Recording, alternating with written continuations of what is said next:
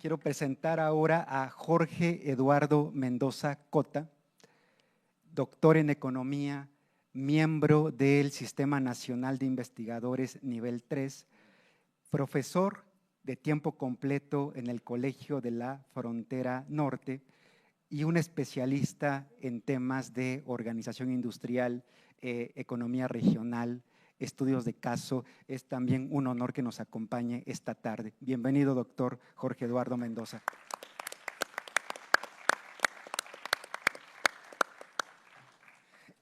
Leo Guzmán Anaya, doctor en Economía, en Ciencias Económico-Administrativas por la Universidad de Guadalajara y maestro en Economía por la Universidad Internacional de Tokio, miembro del Sistema Nacional de Investigadoras e Investigadores y profesor investigador en la industria, en la Universidad de Guadalajara, también especialista en economía regional y en estudios sobre inversión extranjera directa, particularmente la originada por empresas japonesas. Bienvenido, profesor Leo, y también integrante del comité académico de este segundo Foro Nacional.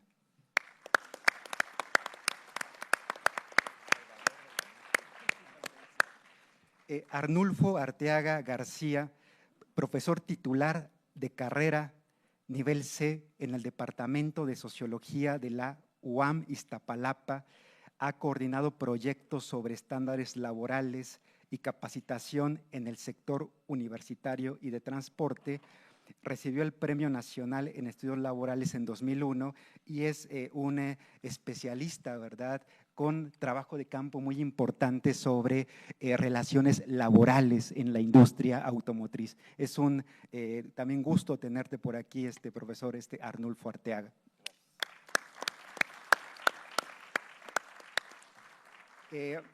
Y cierro con Rodrigo Alipat Rodríguez, doctor y maestro en Economía por la UNAM, miembro del Sistema Nacional de Investigadores y profesor investigador en la División de Estudios del Desarrollo en el Centro de Investigación y Docencias Económicas y también profesor de la Facultad de Economía de la UNAM, especialista en temas de desarrollo económico y política industrial. Bienvenido, Rodrigo.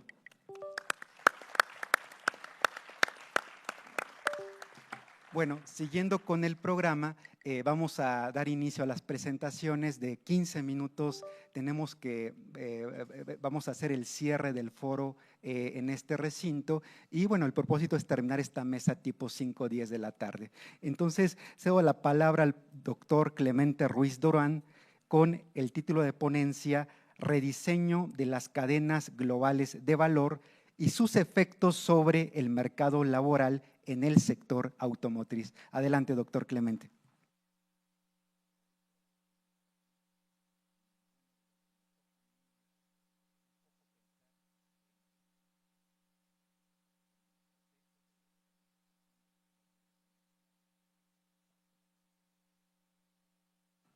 Ahí está. Sí, señalaba que agradezco la invitación y que me toca a mí hablar sobre la cuestión del rediseño de las cadenas globales de valor, que creo que es un punto esencial, ¿no?, en la perspectiva de lo que tendremos que renegociar y ver el futuro, ¿no? Es una de las obligaciones que tenemos, no solamente ver el pasado, sino el futuro. El gran reto es reestructurarse o aceptar los dictados del norte global. Y aquí habría 3 preguntas que me gustaría hacer. ¿Dónde producir? ¿Qué producir? ¿Y con qué tecnología producir? Entonces, si vemos nosotros la geografía de la producción en el sector automotriz, lo que vemos es que pues, hay un desbalance total, ¿no?, en el cual China sale con 31 millones, ¿no? Y esos 31 millones, pues obviamente de que es más que cualquier otro país en el mundo, ¿no? Entonces, pero el sudeste asiático, empezando por Corea, Japón y la India, ¿no?, pues suman otros 18 millones de vehículos que se están produciendo en el mundo. En Europa el único productor grande, ¿no?, es Alemania, ¿no?, y después lo que tenemos en el sur de América Latina es 2 millones y medio de Brasil, y después tenemos a nuestra región, ¿no? La región de América del Norte, ¿no?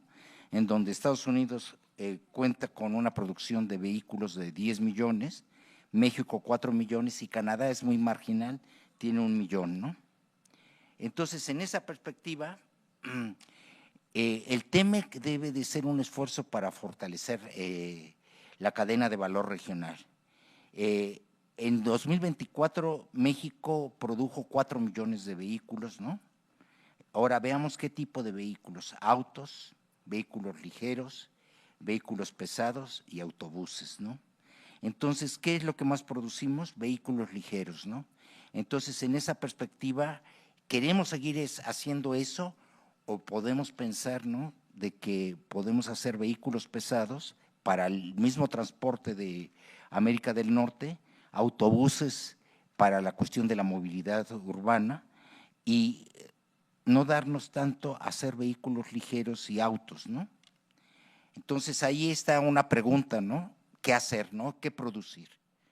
Ahora, ¿de qué manera podemos hacer un esfuerzo para fortalecer la cadena de valor regional, no? Entonces, se trataba en la mesa anterior, ¿no?, la cuestión de qué manera participan los diferentes niveles de la estructura productiva en la cuestión del valor regional. Y lo que veremos es de que hay más, obviamente, más micros que cualquier otro, ¿no? Pequeñas, 489, medianas 587 y grandes 1057.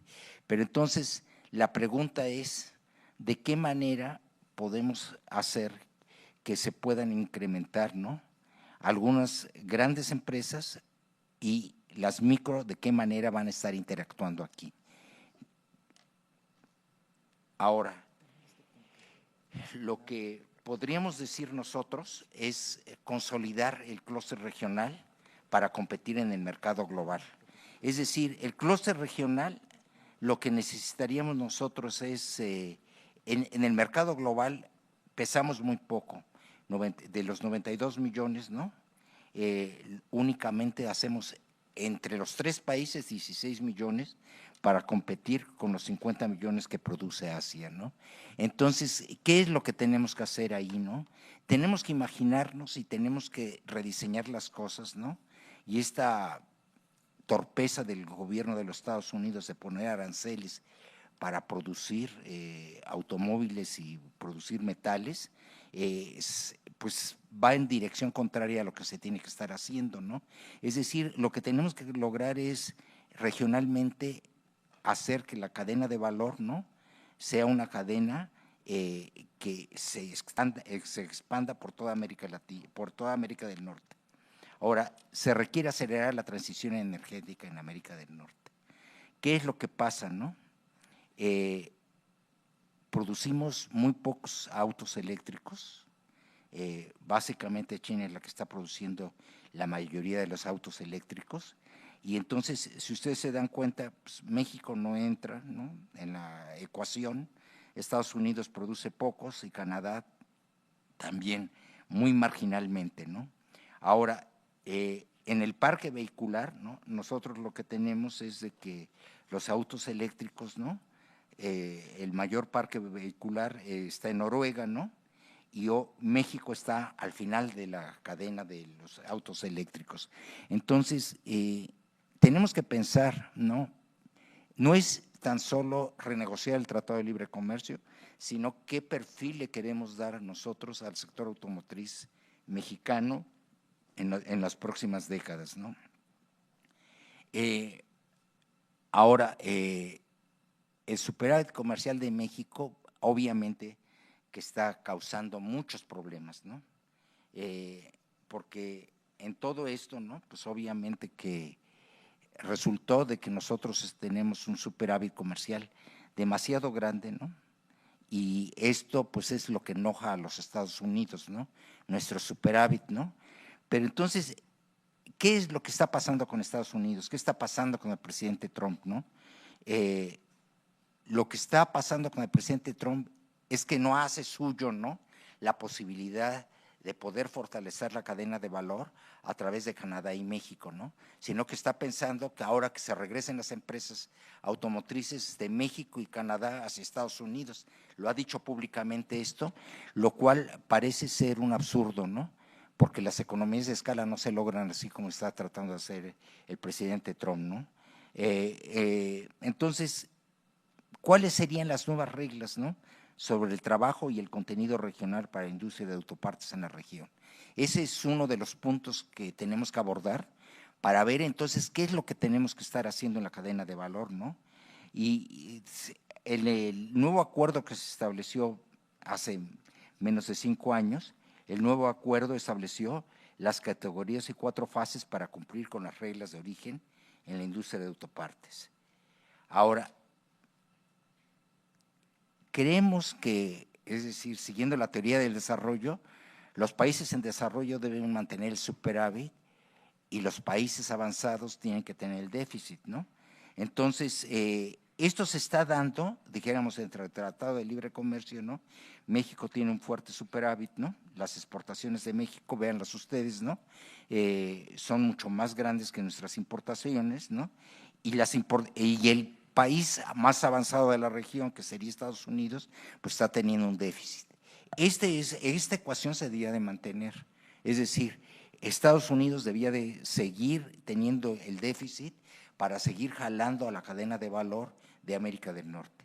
Ahora, esto es lo que quiere revertir el presidente Trump, pues, lo cual parece un absurdo, ¿no? Ahora, en la renegociación debe mantenerse el empleo automotriz, ¿no? En 2024, la industria de fabricación de equipo de transporte daba empleo a 1.47 millones de personas, de los 7 millones de las manufacturas repartidas en 3.600 unidades económicas. Entonces, en esta perspectiva, ¿no? Esto es lo que nos ha permitido es hacer que los trabajadores del sector automotriz perciban ingresos promedios de 220,000 pesos, lo que es superior a la media nacional de 172,000 y al conjunto de la industria manufacturera de 212,000. Es decir, sí nos importa la industria automotriz, nos importa no solamente por producir, sino porque lo que hemos logrado con ello es dar mejores empleos en el sector automotriz. Ahora, la inteligencia artificial tiene un fuerte impacto multiplicador en el empleo. Aquí, debido al alto nivel de encadenamientos productivos, un aumento del 10% en la producción automotriz crearía 58,000 empleos directos y 14,000 indirectos.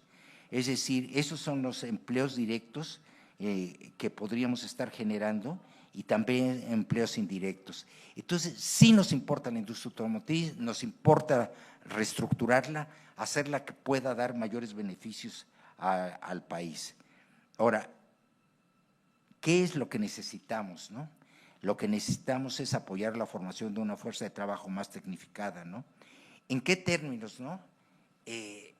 Lo que no hemos logrado es de que en las plantas automotrices haya un departamento de innovación y que acá se diseñen los autos y aquí se diseñen las autopartes, ¿no? Todo viene básicamente del extranjero, ¿no? Y entonces seguimos técnicas que son poco intensivas en mano de obra y entonces tal vez si nosotros cambiamos las técnicas podríamos hacer que esto pudiera estar mejor. Ahora, vean ustedes qué es lo que ha pasado. La derrama del sector automotriz no está en todo el país, está sobre todo en los estados del norte, ¿no? En Guanajuato y Querétaro, donde se concentran las técnicas alineadas con la industria automotriz y sus cadenas de valor. Entonces, ¿de qué manera podemos incorporar a las entidades del sur a que también tengan el beneficio de estar haciendo el proceso? Entonces, ¿cuáles serían los desafíos ante la situación actual? El desafío para los 3 países es transformar las plataformas nacionales de producción en centros de innovación que puedan competir con Asia y Europa. Las corporaciones y el gobierno de Estados Unidos deben repensar la estrategia para fomentar la producción en la dirección de los autos eléctricos, transferir instalaciones de investigación y diseño a Canadá y México. México requiere fortalecer su marco de innovación para competir en el nuevo mundo de los autos eléctricos y repensar los patrones de movilidad en el país, actualizar la infraestructura para la reestructuración de la industria. Ahora, ¿cuáles son los riesgos de la cadena de suministro? Hay vulnerabilidad ante disrupciones globales, ¿no? Ya lo estamos viendo, es decir, no es nuevo lo que está pasando y hemos estado en estos meses de la administración Trump con fuerte vulnerabilidad y disrupciones globales. Después esto causa impactos de la escasez, ¿no? Y se requiere sustituir importaciones. Aquí esto entra precisamente con la idea del Plan México, ¿no? Requerimos sustituir ciertas importaciones que seguimos haciendo cuando ya no son necesarias, ¿no? Entonces, ahí necesitamos hacer que se materialice el Plan México precisamente para sustituir importaciones.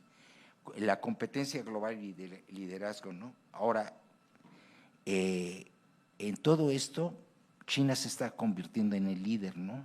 Entonces, ¿de qué manera vamos a nosotros estar jugando con ese nuevo trinomio que hay en la economía mundial, ¿no? En términos de tecnificación y todo, Europa por una parte, Estados Unidos y China, ¿no? Entonces, ahí tenemos que definir una política clara y transparente hacia China para que no esté sucediendo lo que acaba de suceder con BID, ¿no? Que ante las presiones de Estados Unidos, Liverpool decidió dejar de ser el distribuidor de los coches BID, ¿no? Entonces, las presiones están en todas partes, ¿no? Entonces, en el rediseño de todo. Ahora, como conclusiones, ¿qué podríamos dar, no? Uno de los principales problemas en las cadenas globales de valor ha sido la desigualdad entre países desarrollados y en desarrollo. Aunque se esperaba que el acuerdo comercial entre Canadá, Estados Unidos y México impulsara inversiones y mejorara los mercados laborales, México no ha logrado transitar de un modelo basado en bajos salarios hacia uno impulsado por la tecnología. A pesar de la reforma laboral iniciada en 2019, los avances han sido limitados y aún no se ha transformado completamente el modelo laboral, ni se han logrado mejoras salariales significativas. Entonces, creo que es un gran reto, creo que estamos ante una nueva realidad y que tenemos que hacernos cargo de esa nueva realidad y que implica mucho trabajo y nuevos rediseños de la planta automotriz. Gracias.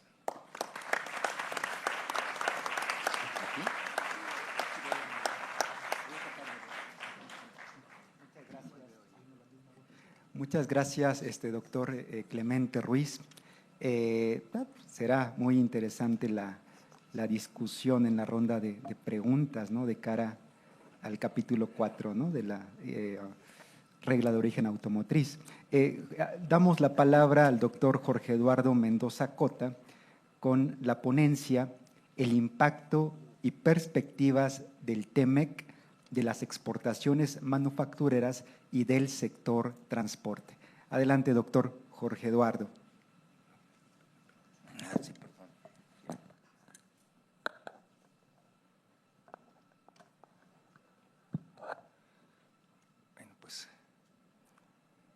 Bueno, antes que nada quiero agradecer a la diputada Rivera y al doctor Ortiz por la invitación a este evento que me parece que ha sido muy exitoso y en el cual he visto ponencias muy interesantes. Lo que voy a presentarles el día de hoy tiene que ver fundamentalmente, es más específico, voy a hablar acerca del comercio intraindustrial, del subsector transporte, el cual pues obviamente incluye los automóviles y las autopartes, en el marco del TEMEC, ¿no? Entonces, ¿qué está pasando con el TEMEC ante la situación que vivimos actualmente en México y derivada pues de las políticas que aquí se han llamado neoproteccionistas, neomercantilistas o como se les quiera llamar, de Donald Trump? Entonces, fundamentalmente, pues lo que trata es hablar un poco del comercio intraindustrial porque es clave para entender, digamos, cuantitativamente cómo se han desarrollado las cadenas globales de valor Obviamente sabemos que el comercio intraindustrial es cuando hablamos de productos que se comercian y son de características similares. Y veremos cuál es el comportamiento de este comercio intraindustrial en el contexto de la incertidumbre económica que tenemos actualmente en México ante, digamos, las amenazas y los cumplimientos que ha tenido Trump en términos de las aranceles, ¿no? Muy bien. Entonces, pues, es lo que se analiza. Hago un análisis de los datos más o menos que nos pueden dar una idea de, primer lugar, tenemos que entender qué es la incertidumbre económica, sería el primer punto. Después, ver cómo esta incertidumbre y otros, digamos, factores inciden en la dinámica del comercio intraindustrial en México, fundamentalmente en lo que se relaciona al subsector transporte. Para ello, pues nos basamos en un modelo de series de tiempo que lo trataré de hacer muy rápido porque primer lugar ya son después de las 3, segundo lugar tenemos 15 minutos y tercer lugar va a ser la conclusión del seminario. Entonces trataré de ir muy rápido. Bueno, pues sabemos que pues el TEMEC definió las reglas del comercio regional en la región de América del Norte. Observamos que hay un importante grado de comercio intraindustrial, particularmente en el sector de autopartes, pero sin embargo la entrada del TEMEX coincidió con la alta incertidumbre que tuvo que ver primero con la pandemia del COVID, ¿se acuerdan? Después con tensiones geopolíticas que tienen que ver con la guerra comercial que se está dando entre las dos potencias económicas, China y Estados Unidos. Y después, como el tercer punto sería las políticas proteccionistas de los Estados Unidos, que generan además más incertidumbre de la que ya hay, ¿no? Y aquí la incertidumbre es económica y que tiene que ver con el comportamiento de los agentes económicos, no tiene que ver con el posicionamiento positivo ante la incertidumbre, sino más bien con la lógica económica.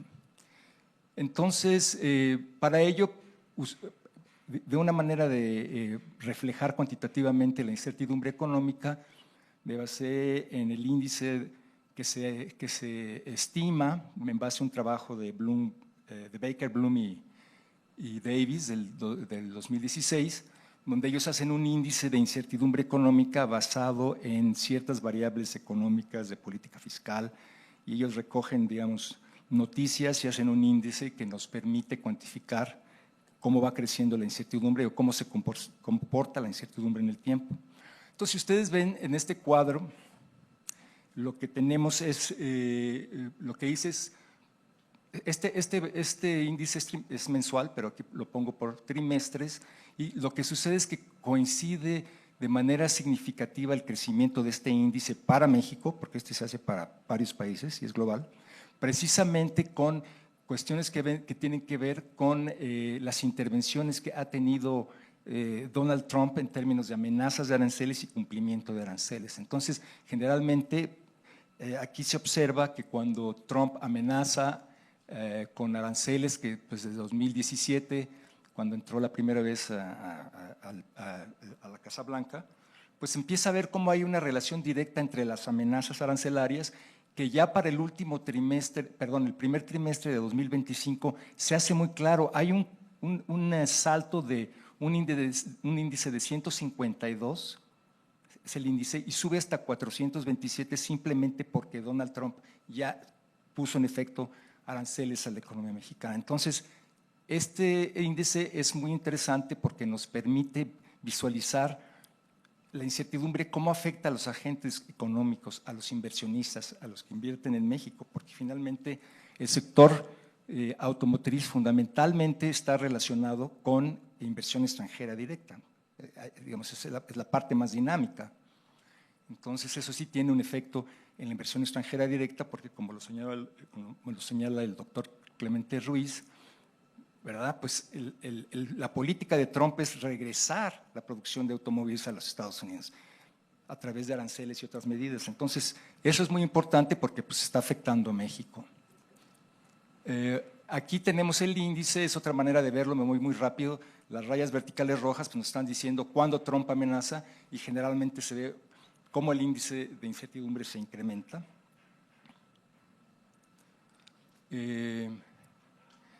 pues lo que vemos es que sí hay una correlación directa entre las amenazas de Trump y el índice de incertidumbre. Me voy a pasar esta parte. Y aquí vemos cómo el índice de incertidumbre económica se relaciona con la inversión extranjera directa en el sector transporte. Lo que observamos generalmente es si hay una relación, pero está desfasada, presenta rezagos temporales, pero sí tenemos una relación en que cuando sube el índice de incertidumbre de manera rezagada, la inversión extranjera directa en ese sector cae.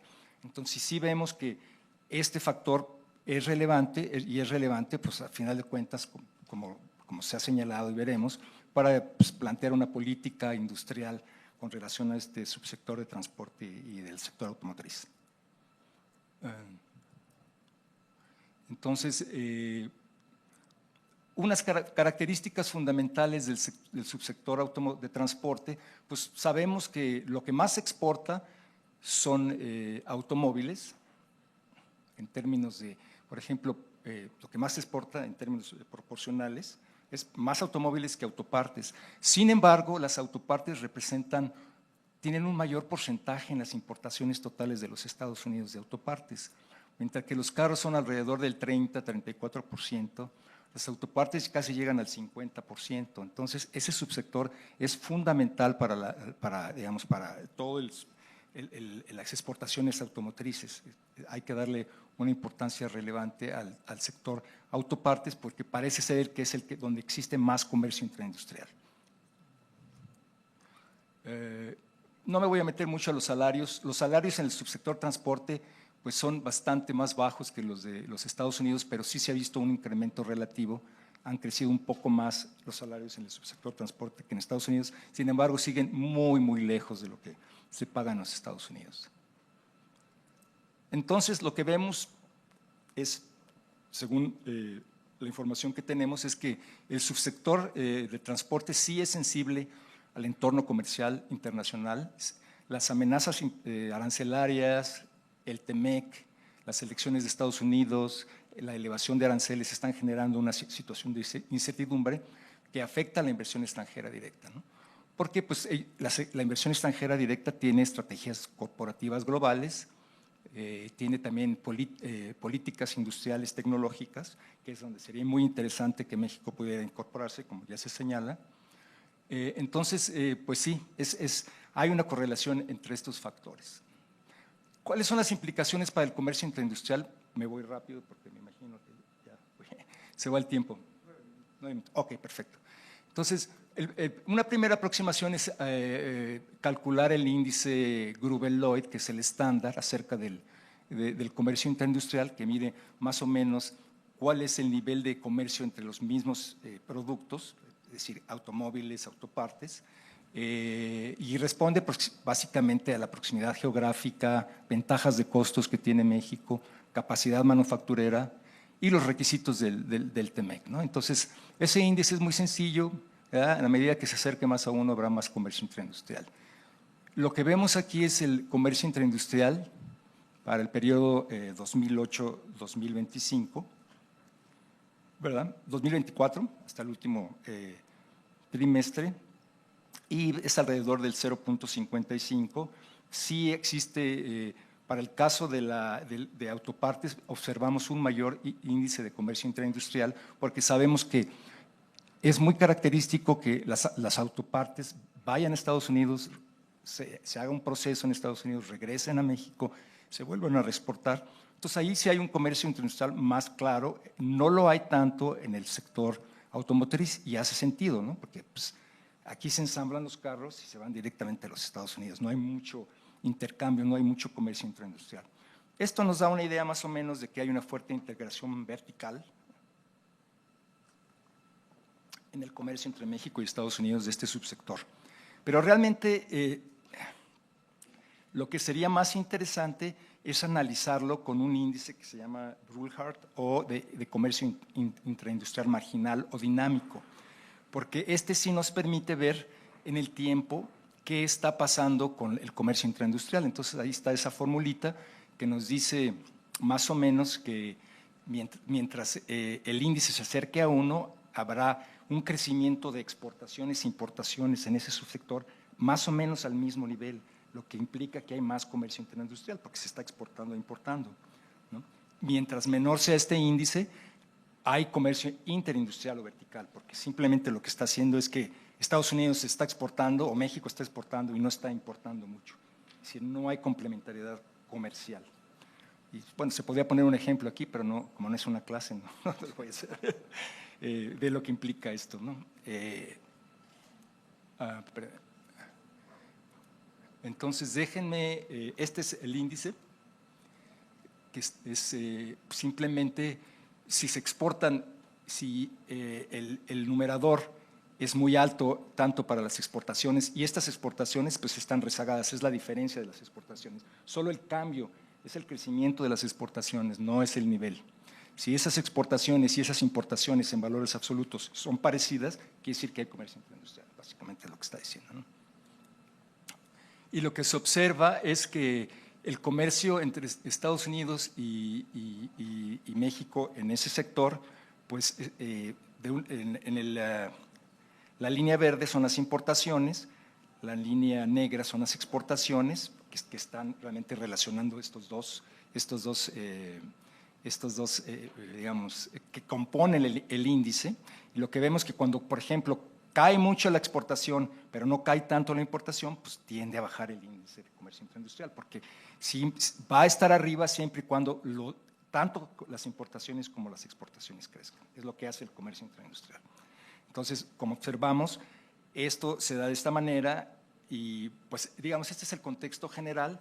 Entonces, lo que observamos es que este índice sí está afectado por el comercio y las exportaciones e importaciones, sí está afectado a través de la inversión extranjera directa, está relacionado con la incertidumbre. Entonces, lo que hicimos fue hacer un modelo de series de tiempo, no lo voy a explicar aquí, no es el contexto, pero simplemente lo que se hace es hacer una ecuación, una regresión en el tiempo de largo plazo para analizar cómo afectan las siguientes variables a el comercio intraindustrial dinámico. Y las variables que estoy usando son las siguientes. Es el tipo de cambio nominal, en este caso no es real, las amenazas arancelarias o nivel arancelario que existen, la producción del subsector 336, que es el de transporte, los salarios relativos entre México y Estados Unidos en ese sector, las variables dicotómicas serían el COVID, el TEMEC, y el Trump sería una variable exógena que la metemos como un efecto que está pegándole ahí al comercio, ¿no? Entonces, ese modelo, no me voy a poner a hablar aquí de detalles, de que si cointegra o que si estacionario. Se asume que así es, espero que me lo crean. Y entonces los resultados que se obtienen es que obviamente el Trump o esa variable exógena sí está afectando de manera significativa el comportamiento del comercio interindustrial dinámico. El COVID también tiene un efecto negativo, el tipo de cambio es positivo y tiene un efecto marginal, ¿verdad? Porque lo que quiere decir es que cuando más se devalúa la moneda o cuanto más es los pesos que tienes que pagar por dólares, pues eso es positivo para el comercio interindustrial. La producción también de Estados Unidos fue positiva, la demanda. La inversión extranjera directa no salió bien, pero es porque en México, y como cápsula les digo, la inversión extranjera directa el primer trimestre de 2025 no lo han sacado, ya debía de estar afuera. Y bueno, simplemente voy a decir, esos son los resultados y paso a las conclusiones. Y simplemente en las conclusiones lo que voy a decir es cuáles serían, el entorno interno y externo en México ahora es complicado, ¿verdad? Internamente pues no hay muchos recursos, hay muchas buenas ideas en el campo de la política, de la normatividad, pero pues no hay mucho dinero.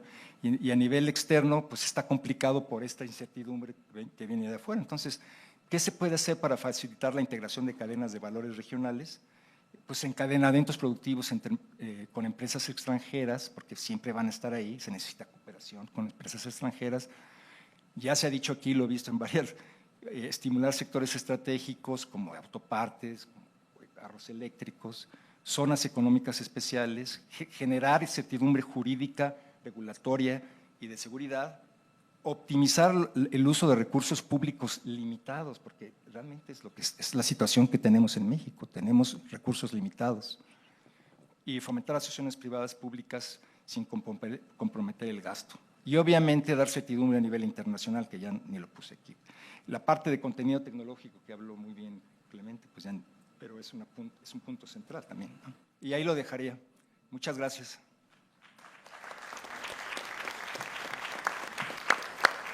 Muchas gracias, doctor Jorge Eduardo Mendoza.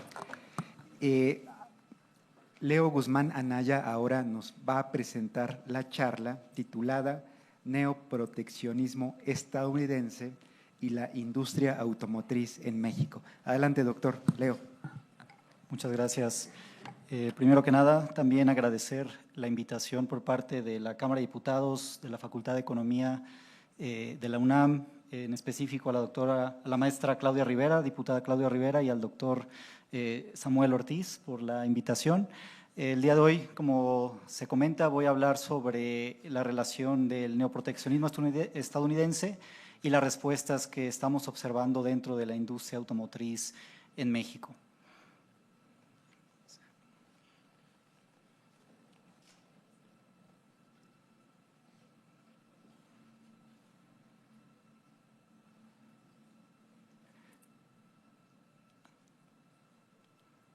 Muy bien, entonces, para hablar de la agenda del día de hoy, voy a hacer muy breve la introducción. Ya hemos hablado en otras mesas sobre la industria automotriz. Hablaré algunos datos contextuales y me enfocaré en la parte de la industria mexicana automotriz y pues estas políticas que estamos observando actualmente del gobierno estadounidense.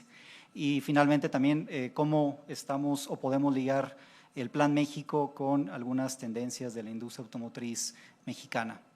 Entonces, bueno, como contexto, en abril del 2025, el presidente Trump anuncia estos aranceles del 25% a autos fabricados fuera de Estados Unidos y a mediados de abril aclara que esto no aplicará para autos o vehículos que cumplan con las reglas de origen del TEMEC.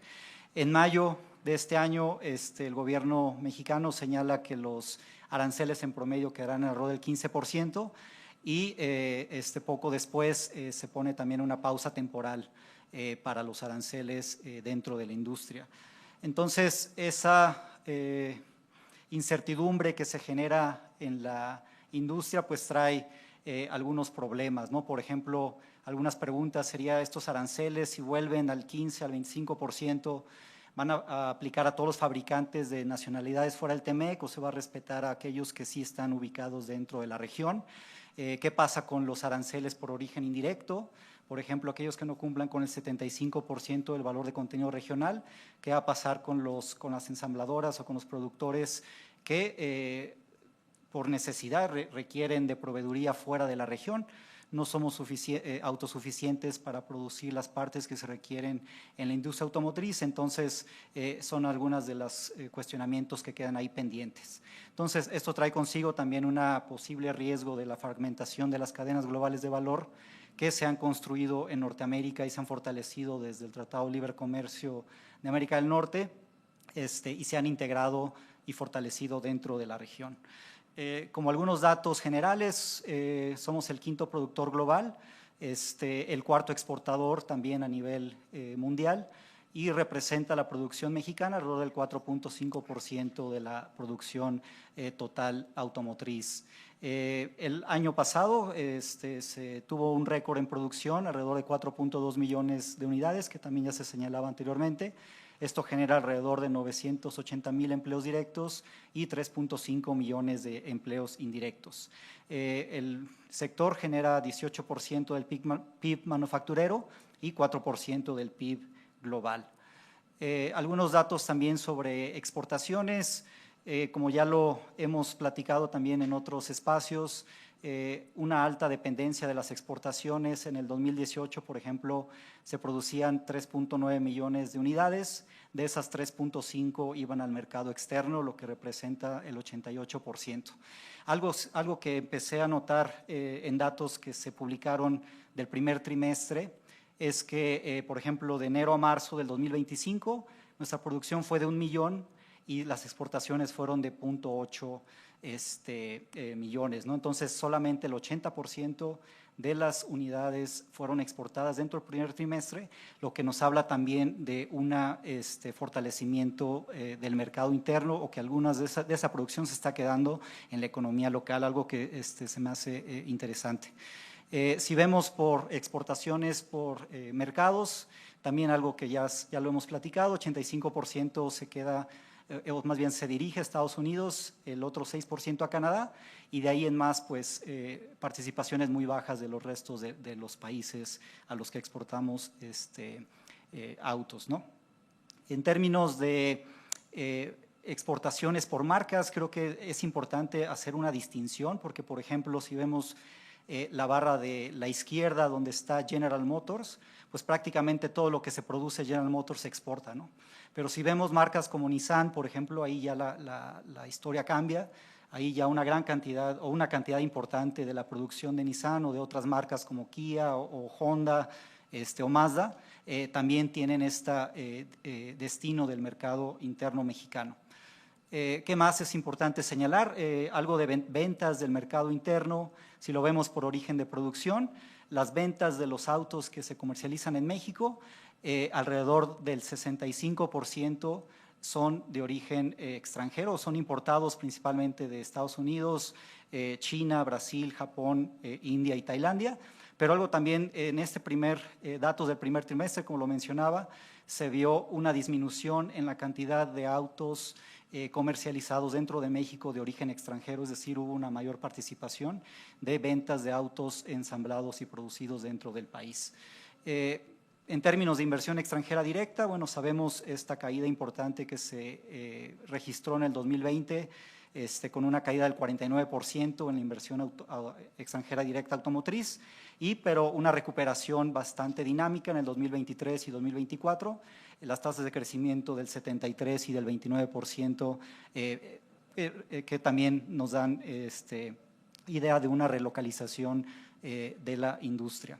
Y bueno, en términos del 2025, empezamos a ver una disminución en los datos preliminares de inversión extranjera directa automotriz o estas inversiones de alguna manera frenadas, que también se platicó en una de las mesas del día de ayer, dado por esta incertidumbre de políticas arancelarias.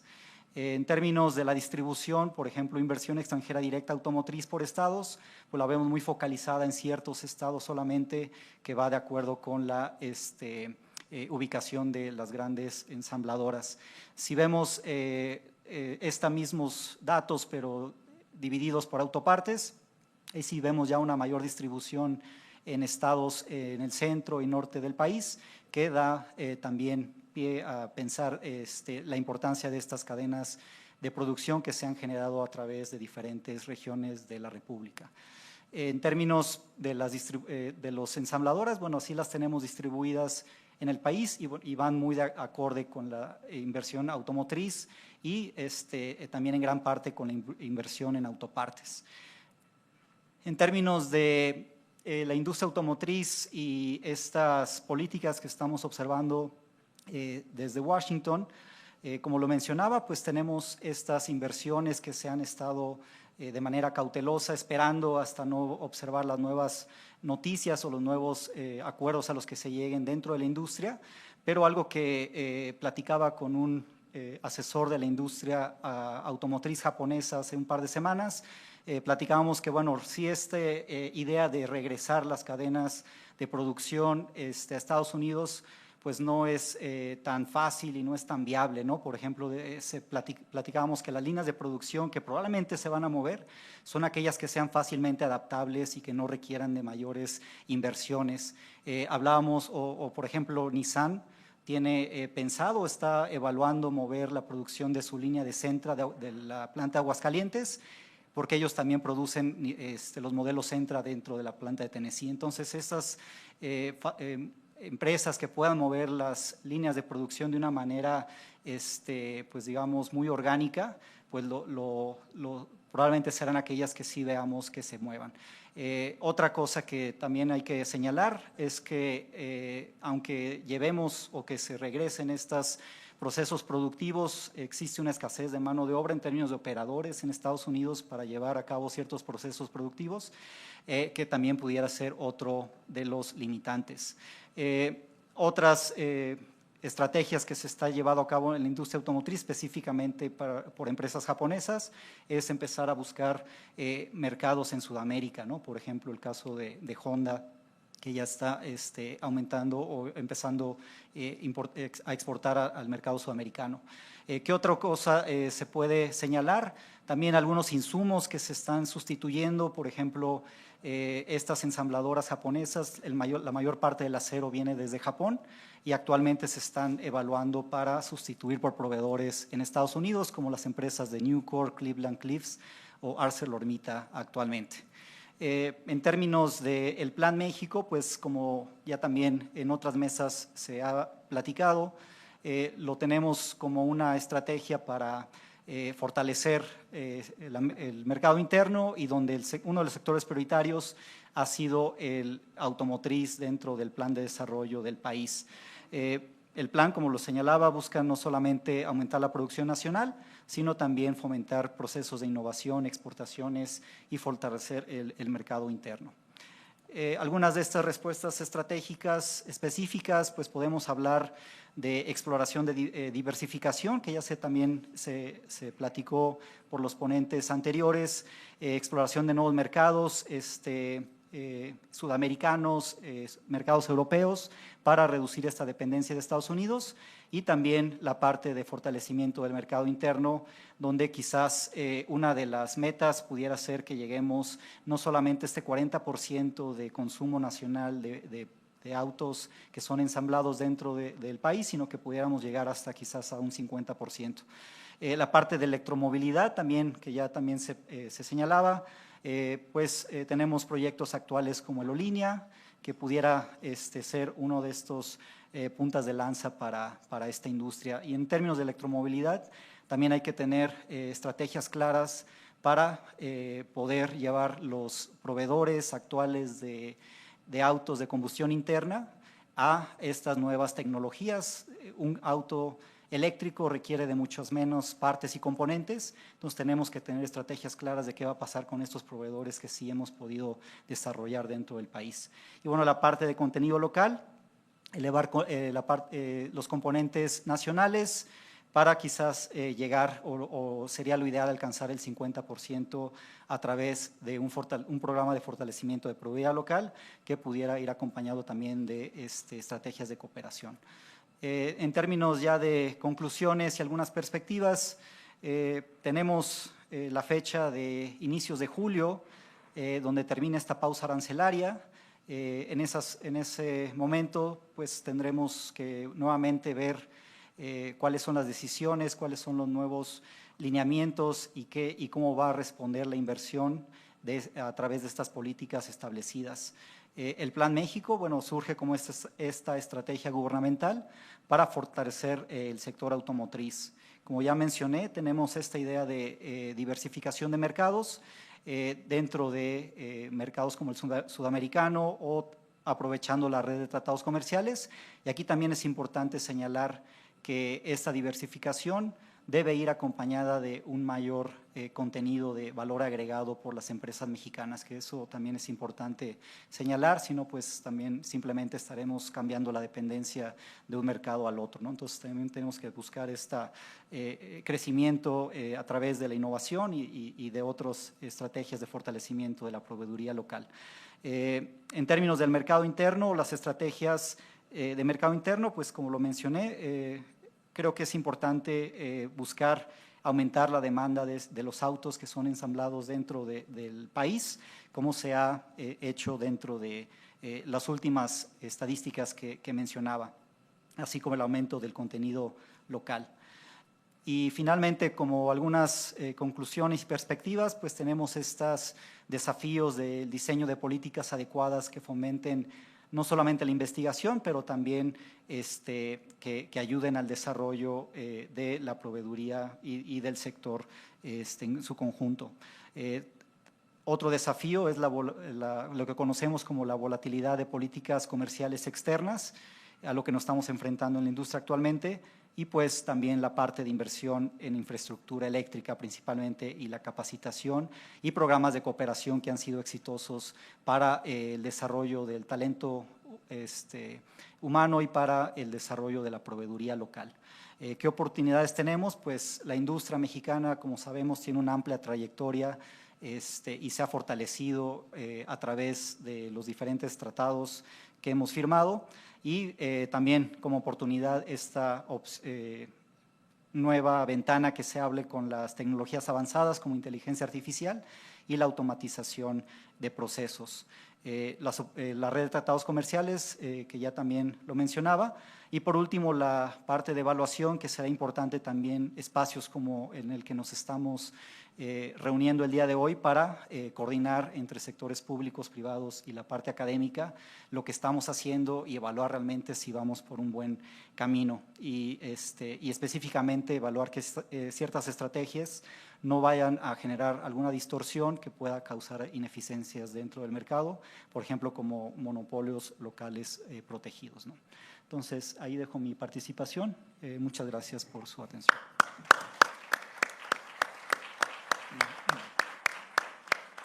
Muchas gracias, Leo. Ahora vamos a presentar a el doctor Arnulfo Arteaga con la charla titulada Integración Productiva y Anexión Económica, la segunda etapa de la integración imperialista del aparato productivo de México a Estados Unidos. Adelante, doctor. Gracias.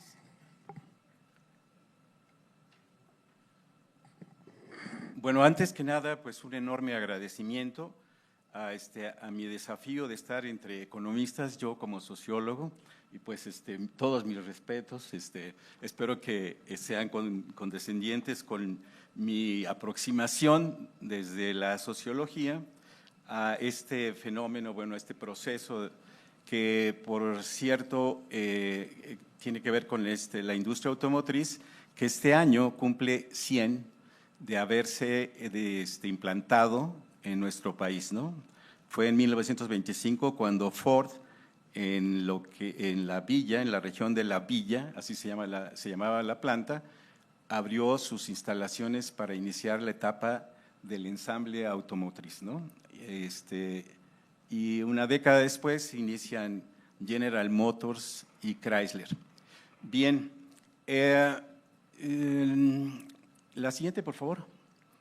Esta referencia a la integración imperialista tiene que ver justamente con esta forma inequívoca en que la industria automotriz se ha desarrollado en nuestro país, particularmente por la presencia de las empresas transnacionales estadounidenses, que han sido las que históricamente han dominado el desarrollo de este sector, incluso en la época reciente, cuando ya tienen una fuerte competencia con empresas asiáticas y europeas, ¿no? Pero que al final ha sido en buena medida quien ha marcado la evolución de este sector en nuestro país, ¿no? Ya las estadísticas que muchos de quienes nos han antecedido hablan justamente de esta hipertrofia de lo que es la dinámica de inversión y exportación por parte de las empresas estadounidenses, ¿no? Bueno, mi mirada no deja de ser un tanto pretenciosa, porque sí pretendo abarcar esos 100 años, pero no de uno en uno, sino por periodos. Y para esto, bueno, es un proyecto que tengo muchos años desarrollando. Empecé siendo estudiante de Rui Mauro Marini allá en los años 80, y a lo largo del tiempo pues hemos ido incorporando nuevos elementos.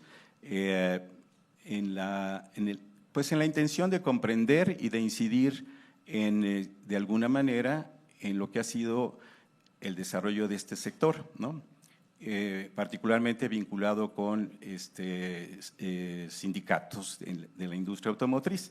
Bien, este abordaje pues parte primero de una aseveración que ustedes probablemente la encuentren un poco desafiante. Si bien se trata de libre comercio, en mi perspectiva, de lo que se ha tratado siempre es de, más que libre comercio, libre inversión, ¿no? Y no sé si eso cambie la perspectiva, pero es el fundamento de este proceso que he caracterizado como la integración imperialista del aparato productivo de México a Estados Unidos, ¿no? A partir de eso, he desarrollado una periodización para la comprensión del desarrollo de la industria automotriz. Ahorita les voy a presentar brevemente, solo, no, la anterior, por favor, para la comprensión de ese proceso que ha marcado en distintos momentos a partir de un conjunto de variables, ¿no? Esa periodización también me permite interpretar a través de esta propuesta de comprensión de lo que es el ciclo del capital desde el punto de vista de producción y circulación, que sin duda es un esquema muy sencillo, pero que contiene un alto nivel de abstracción desde el punto de vista que encierra procesos muy complejos que tienen que ver con exactamente la producción y la circulación, ¿no? Y este concepto sin duda que tiene que vincularse con otro más que se refiere al patrón de reproducción de capital, en donde no es solamente la parte que se refiere a esta dinámica producción-circulación, sino también a elementos que están vinculados con su articulación con el Estado, con el bloque dominante, es decir, los sectores dominantes en la sociedad y que inciden, sin duda, en el trayecto de un sector tan relevante como es el automotriz, prácticamente desde el inicio de su funcionamiento en nuestro país, ¿no? Y por último, pues lo que implica ese sistema de dominación, donde ubicamos un actor fundamental en lo que ha sido también el desarrollo de esta industria, que son los sindicatos, ¿no? Entonces, lo dejo así señalado. Pasamos, por favor, a la siguiente. Bueno, la propuesta metodológica me ha permitido hacer esta periodización, obviamente que no incluyo los elementos para definirlos, pero las variables tienen que ver con identificar las empresas dominantes y las características tecnológicas dominantes, la organización del trabajo, lo que he denominado núcleo productivo, es decir, la industria automotriz en nuestro país tiene un proceso muy singular de implantación porque empezó con la fase terminal de lo que es el proceso productivo, es decir, ensamblando, ¿no? Y paulatinamente se fueron incorporando otras etapas del proceso de producción que ya tienen que ver con fundición, maquinado, troquelado, etcétera, etcétera, ¿no? Pero este núcleo productivo ha sido característico en distintos momentos sobre la forma en que se ha dado la transferencia de tecnología por parte de las empresas transnacionales. Bien, el otro elemento tiene que ver con la política industrial, que obviamente vamos a ver que a lo largo de estos 100 años pasa de ser una industria característica de los objetivos de desarrollo nacional, industrialización sustitutiva de importaciones, a ceder parte de la soberanía de la definición de esa política industrial a partir de los tratados de libre comercio, ¿no? En particular, pues a partir de 94, y cómo se va cediendo incluso desde el punto de vista del establecimiento del grado de integración nacional a un concepto de valor agregado nacional que primero se establece en un 60% y el segundo en un 36%. Eso es un poco la expresión a grandes rasgos de cómo fue Estados Unidos imponiendo una lógica del funcionamiento como política, como desarrollo y como política industrial. Bien, por último, las características de la fuerza de trabajo, ¿no? Yo creo que la industria automotriz, desde esa etapa de los años 20, 30 del siglo pasado, ha sido también muy relevante desde el punto de vista de la integración de la fuerza de trabajo con ciertas características, ¿no? Recurriendo desde lo que eran casi que mecánicos, gente que provenía de actividades artesanales, hasta grupos de extracción campesina que paulatinamente han ido incorporándose incluso en el manejo de tecnologías y sistemas de organización del trabajo complejos, ¿no? Que tiene que ver con las formas de involucramiento de la fuerza de trabajo en los objetivos de las empresas. Y por último, el tipo de sindicalismo que ha predominado, ¿no? Si bien en los años recientes hemos visto una mayor presencia de sindicatos independientes y democráticos dentro del sector, o sea, si consideramos el complejo en su conjunto, el complejo de la industria automotriz, pues vemos que sigue predominando el sindicalismo corporativo a pesar de la reforma laboral, ¿no? Que en muchos sentidos fue una simulación. Bien.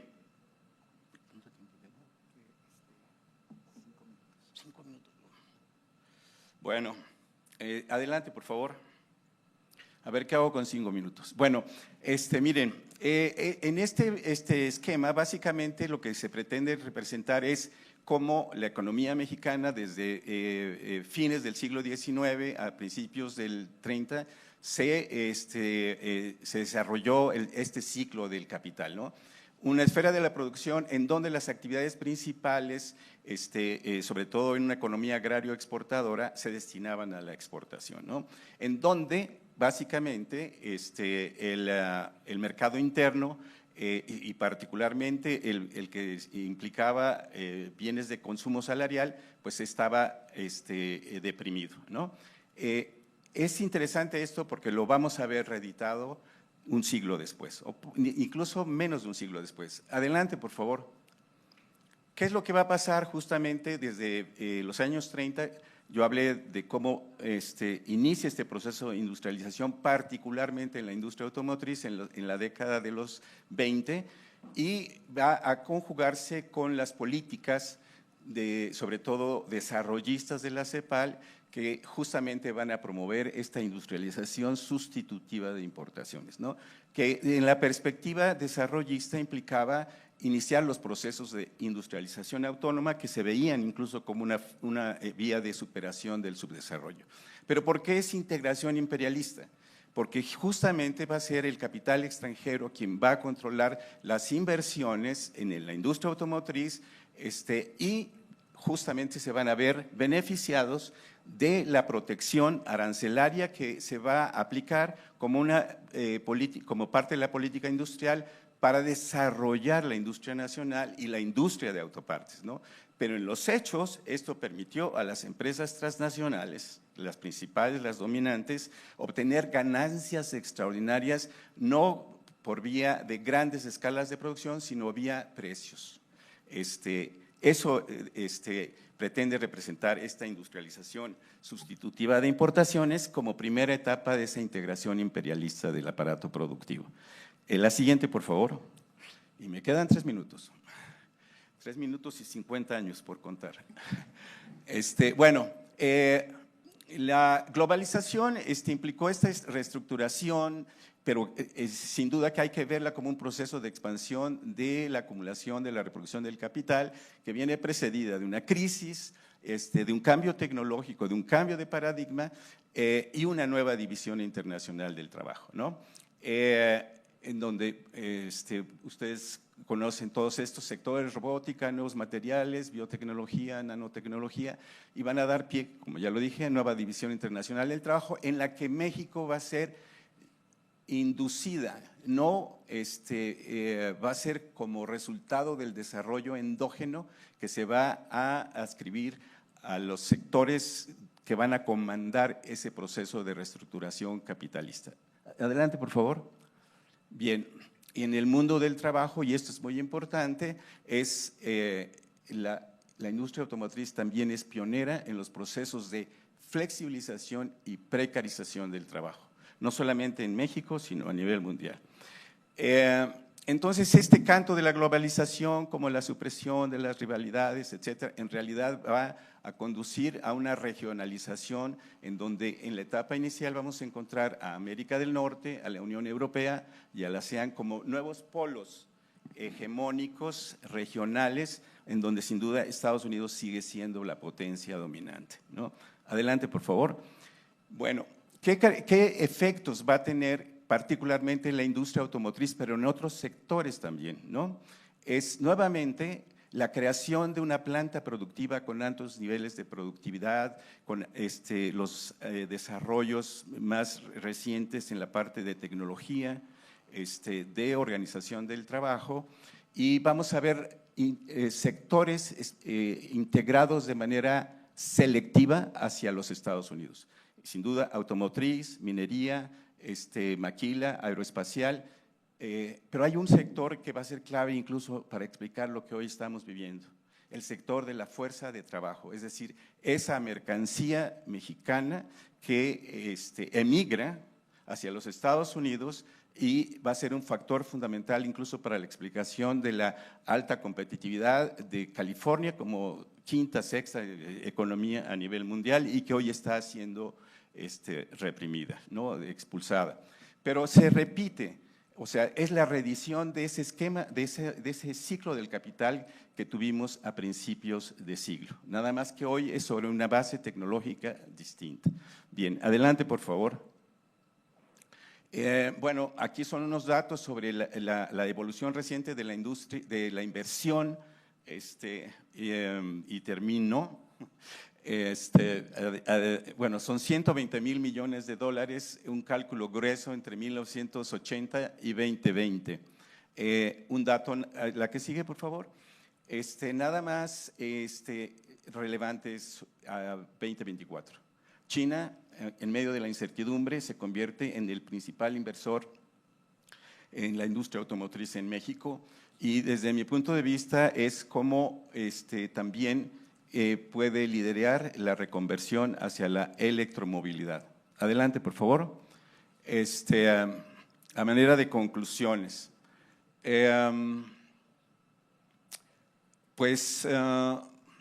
considerar el ciclo del capital pues permite entender justamente lo que nosotros debemos tener en cuenta para visualizar las capacidades que efectivamente tiene México como para revertir procesos selectivos y excluyentes del conjunto de la economía, ¿no? No solamente sectores dinámicos, dinamizados por el sector externo, pero que internamente no han promovido procesos homogéneos de desarrollo, ¿no?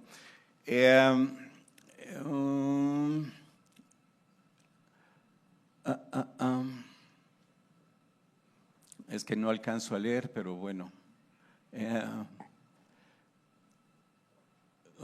Bueno, este uso, nada más para, no me voy a referir a todas, pero claramente el TLC y el TEMEC, lo que han aprovechado son las ventajas comparativas, cercanía geográfica, abundante fuerza de trabajo, barata, y ventajas competitivas que tiene que ver con la creación de infraestructura logística, los clústeres, distritos industriales, que efectivamente han favorecido la competitividad de las inversiones de las empresas de Estados Unidos, pero también las asiáticas y las europeas.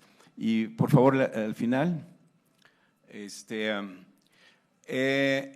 esta lógica de la industrialización sustitutiva de importaciones, esa vieja propuesta de la CEPAL, no es que sea un proceso de retomarlo, pero qué tan lejos y tan cerca estamos de esa mirada, obviamente con muchos elementos novedosos, pero qué lecciones arroja como para poder efectivamente resolver esto que sin duda tiene que ver básicamente con decisiones políticas. Muchas gracias y les recuerdo que no hay que dejar de hablar de Palestina ni de los migrantes mexicanos y mexicanas. Gracias.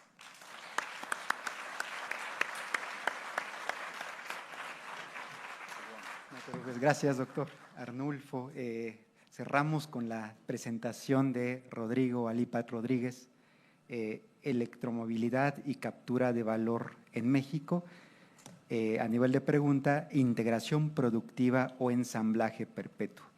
Adelante. Muchas gracias. Quiero agradecer la invitación del doctor Samuel. Un honor estar en esta mesa el día de hoy. Creo que sí se escucha bien.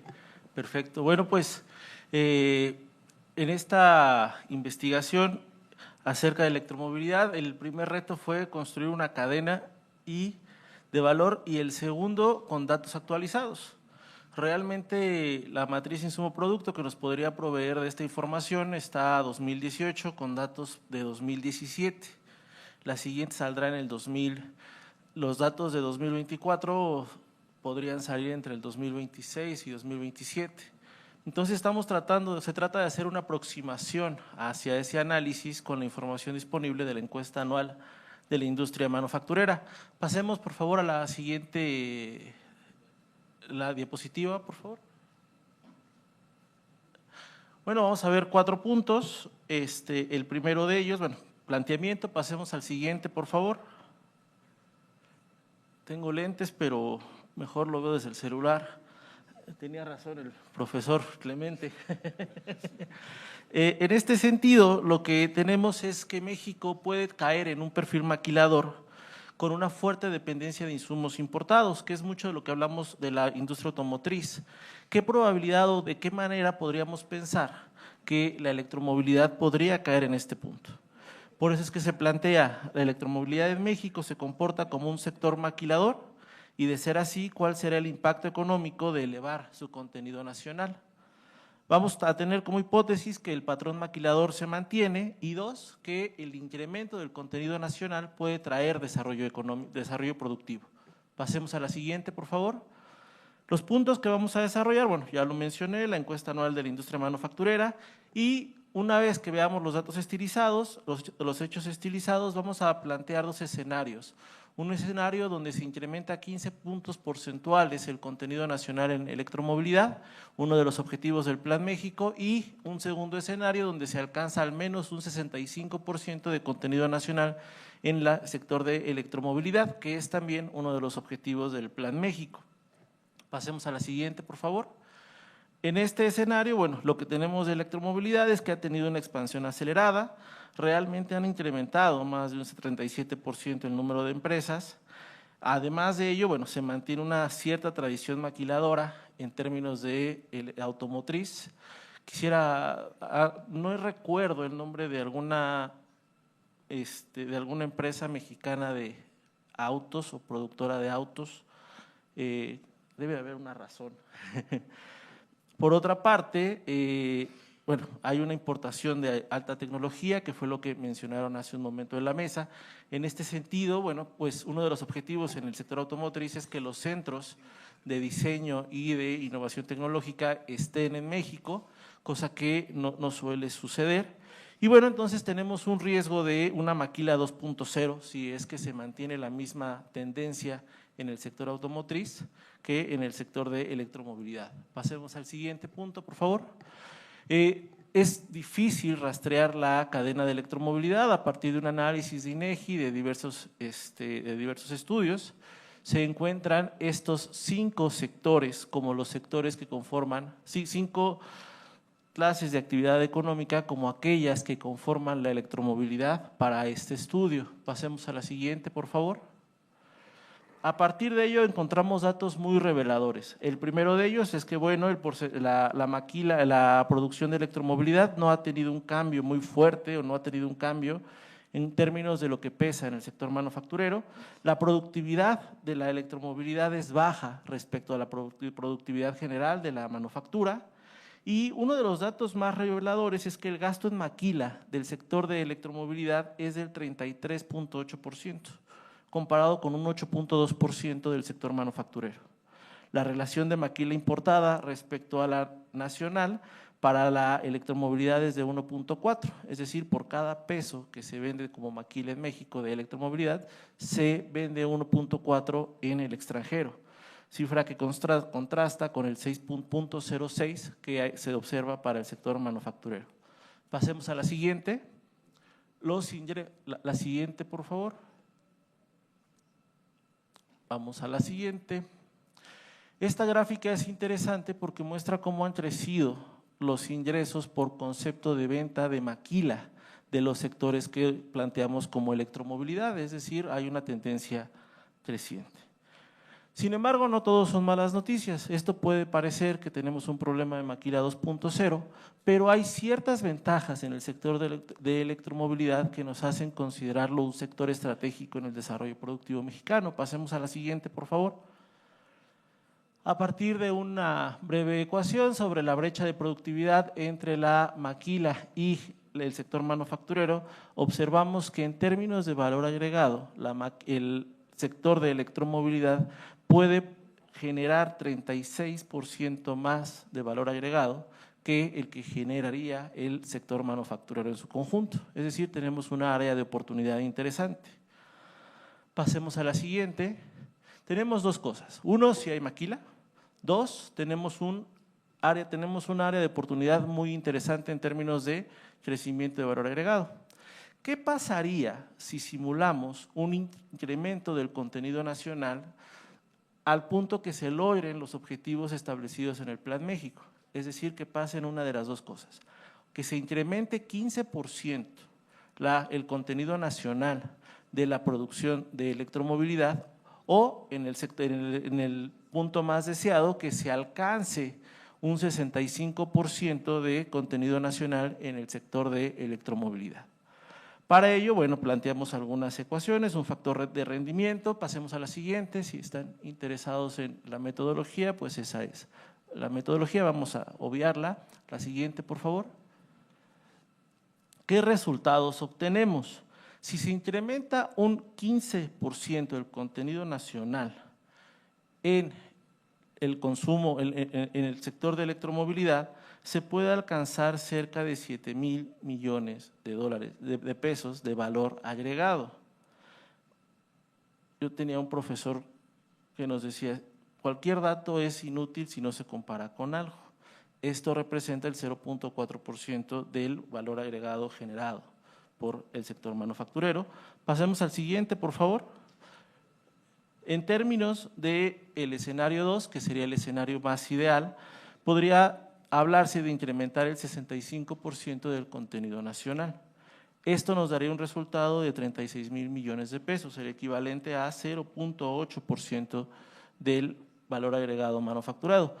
Esto bajo el supuesto de que no se observa el resto del efecto en la economía. Sería interesante observarlo, pero para este estudio solo se observó el efecto en electromovilidad. Pasemos al siguiente, por favor. En términos de resultados, el primer escenario nos da un escenario mínimo deseable, el segundo escenario nos permite observar un objetivo que el Plan México se está trazando, que es un incremento del contenido nacional, y lo que observamos es que se aumenta casi en 2 veces. El salto del escenario 1 al 2 duplica la cantidad de importaciones reemplazadas, que fueron uno de los conceptos que se tenían como objetivo en estas presentaciones, y además el contenido de valor agregado se incrementa. Pasemos a la siguiente, por favor. A manera de conclusiones, pues bueno, el sector sigue anclado en un ensamblaje, hay una muy poca cantidad de contenido nacional en el sector de electromovilidad en los términos que se plantearon. Sin embargo, hay un alto potencial de generar valor agregado si es que se siguen los lineamientos o se alcanzan los objetivos del Plan México. Esta escala de rentable pues representa cerca del 0.8% del valor agregado e incluso se podría incrementar a partir de un análisis con mayor profundidad considerando todos los sectores. ¿Cuáles son la siguiente, por favor? Las condiciones necesarias para lograr esto, pues bueno, se requiere contenido local, incentivos a proveedores y programas de investigación y desarrollo, es decir, tenemos que sortear el problema de la maquila 2.0, tenemos que establecer metas intermedias dentro del Plan México, no se va a llegar directamente al 65% ni al 15%, sino es un proceso que debemos de entenderlo como tal. Y sin más, la siguiente, por favor, pues esta sería mi presentación. Muchísimas gracias.